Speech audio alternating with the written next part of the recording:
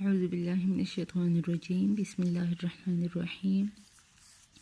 خلاص سورة بقرة آية نمبر 220 بوایو انشاءالله الرحمن. بسم الله الرحمن الرحيم. في الدنيا والآخرة خردنا مخلوق آيات كجويلو كنا كذلك دخرانجي يبين الله بيانوي الله تعالى لكم الآيات تاستا آياتنا لعلكم دبارده تتفکرون چې تاسو سوچ او فکر نه کار واخلئ په دنیا په باره د دنیا کې ول آخرت او د آخرت په باره کې د دنیا او د آخرت په باره کې سوچ د سوچ او فکر نه کار واخلئ. هغه ته شان کنه لکه الله رب العالمین فرمایي کنه چې لکه د دنیا د خون په باره کې هم سوچ کوي د سینه چې تاسو ټول مال خپل ورکړئ کنه او شاته تاسو د لکه خپل هغه ضرورتون چې دین هغه بیان شي پوره کولای لکه کم چې تاسو د ضرورت نه علاوه دي هغه الله رب العالمین په لار کې سکه خرج کوي او د آخرت په باره کې هم سوچ کوي چې کوم درنه ورځ را روانه ده کنه دا غي په باره کې بم غم کوي نو مالونه چې دي نو هغه به د الله په لار کې خرج کوي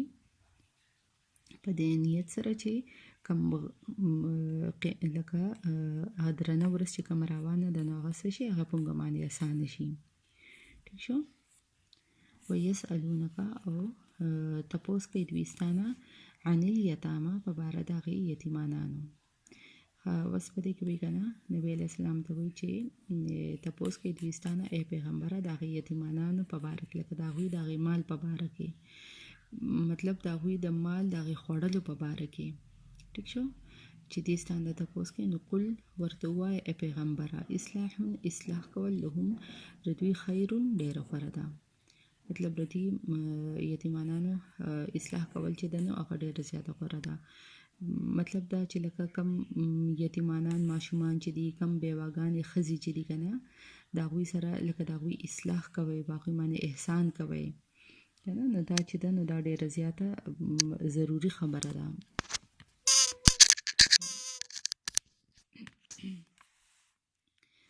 لکه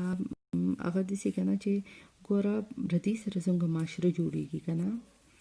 نو لکه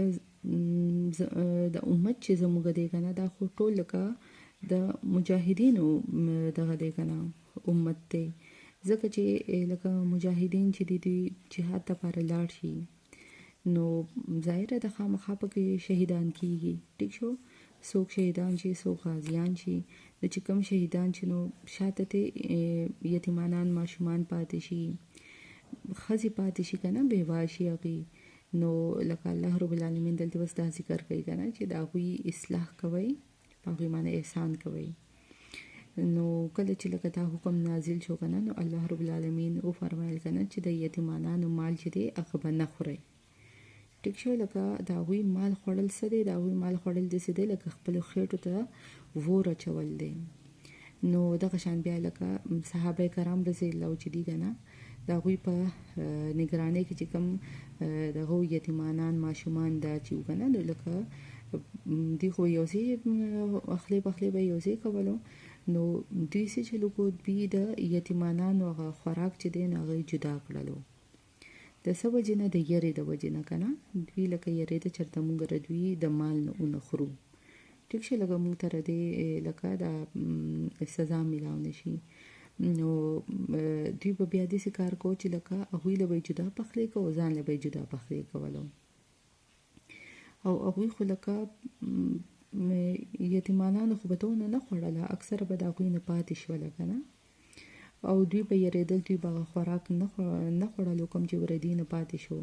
نو بس هغه به بیا خراب شو دغه شان ضایع به شو نو دوی ته لکه بیا ډېره مشکله شوه که نه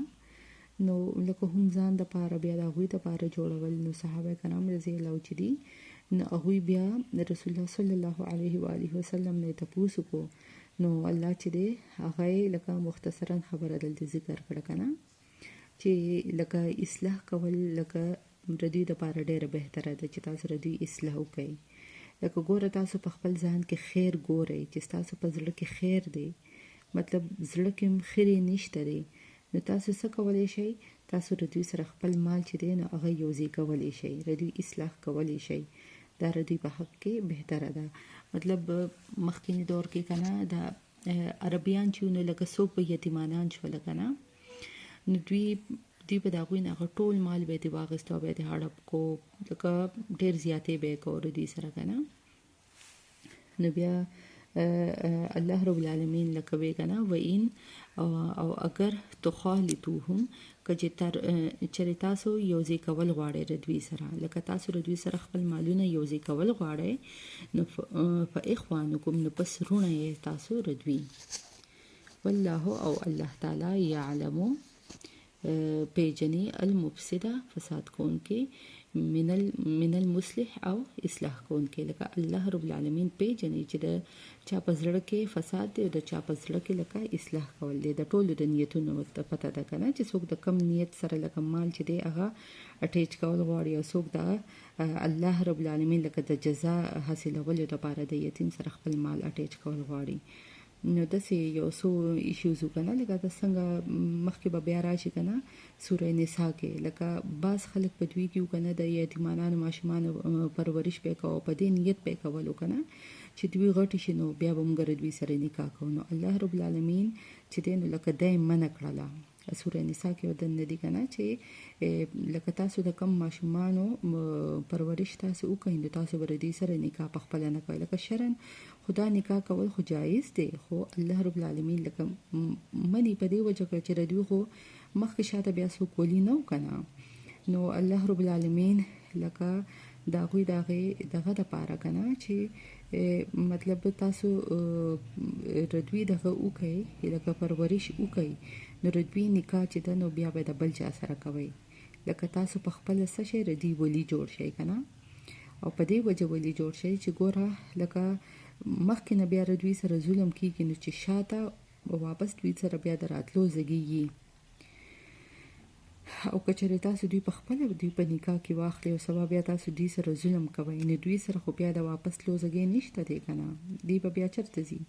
نو په دې کې لکه دا حکمت و که نه، او لکه ګوره حکمت داسې که نه چې یو ګوره حلال کار چې دی که نه الله رب العالمین لکه په دوی باندې بین کو که نه، دا خو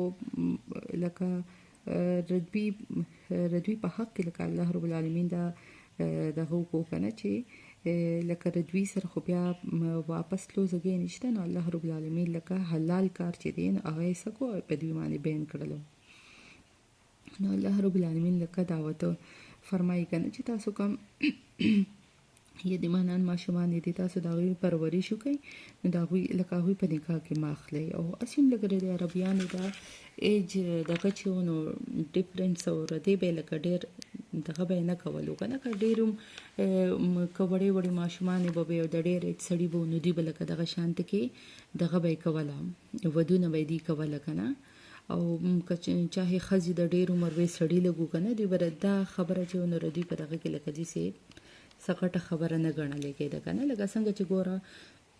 نبي علیه السلام په ایج کې د حضرت عایشه رضی الله عنها څونه زیات و که نه، د نبي علیه السلام لور چې حضرت فاطمه رضی الله هغه د حضرت عایشه رضی الله عنها په ایج کې څومره زیاته وه که نه. نو لکه دلته بس الله رب العالمین دا فرمایي چې لکه څوک پرورش وکړي د کمې ماشومې نو لکه په خپله د هغې ولي جوړ شي او د هغې واده چې دی نو په بل ځای کې دی وکړي د هغې د ولایې دپاره که نه. ولو شاء الله، او که چېرې غوښتې وی الله تعالی، که اگر غوښتې وی الله تعالی لأعنتکم، نو په خامخا به په مشقت کې اچولې وی تاسو، یا په تکلیف کې به اچولې وی تاسو. تکلیف کې څنګه اچولې وی؟ ګوره که چېرې الله غوښتې وی که نه نو او دی ویلي وی چې لکه تاسو ځان له جدا پخلی کوئ او هغوی له جدا پخلی کوئ، نو ګوره څومره ډېره زیاته مشکله به وه بیا، خو الله رب العالمین اسانتیا راویستله که نه، اسانه یې کړه چې لکه ګوره که تاسو غواړئ نو د هغوی سره خپل مال چې دی هغه یوځای کولی هم شئ، خو په دې نیت سره چې ستاسو په زړه کې خیر وي، په دې وجه نه چې تاسو د هغوی نه لکه په زړه کې غلایي او د هغوی نه هغه مال چې دی نو هغه لکه خوړل غواړئ که نه، لکه په زړه کې به دا نیت نه ساتئ.